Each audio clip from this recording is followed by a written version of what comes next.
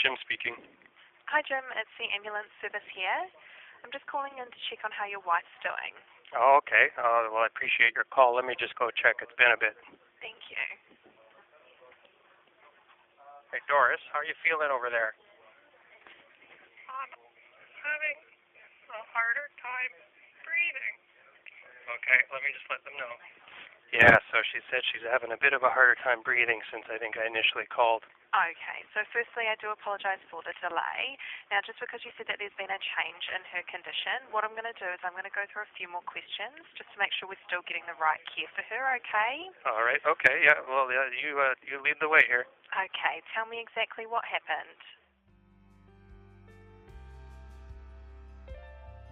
Kia ora, I'm Oceana. I am a emergency medical dispatcher.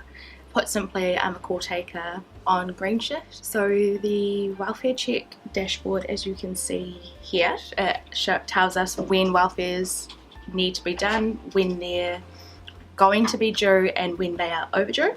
We have time frames, and every so often we have to check in on already serviced jobs, I suppose. So every 10 minutes we check on a red job, every 20 minutes we check on an orange, and every 30 minutes we're checking in on green jobs, and they are basically patients that we have already triaged and put through the system, and they're waiting for ambulances to attend. With the welfare board, you have the option of having it open here on your desktop, and then we also have it open on a big screen in the room, so it's easier to spot. So we've only had the welfare board for less than a year. Prior to the welfare board, it was slightly more difficult to determine which welfares needed to be done. So again, prior to the welfare board, I would only have Wellington Free region jobs open on my screen.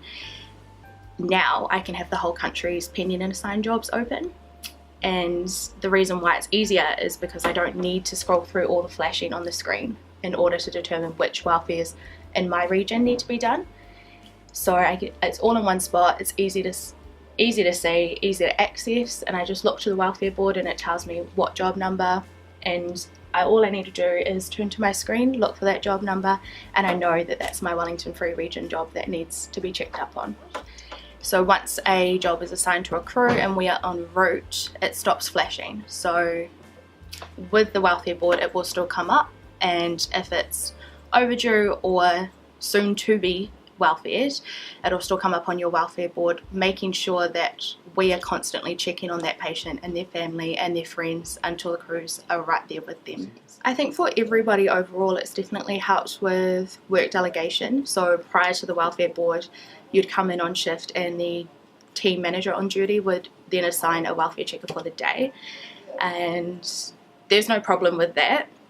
However, it helps share the load, and it helps all the colleagues to kind of delegate. So in between calls we're able to just jump on welfares if they're either going to be coming up or if they're overdue, and that way it means that the workload's being shared. Overall, I definitely believe working in a multi-functioning environment, that having the welfare board ensures we're able to keep the patients at the top of our priority.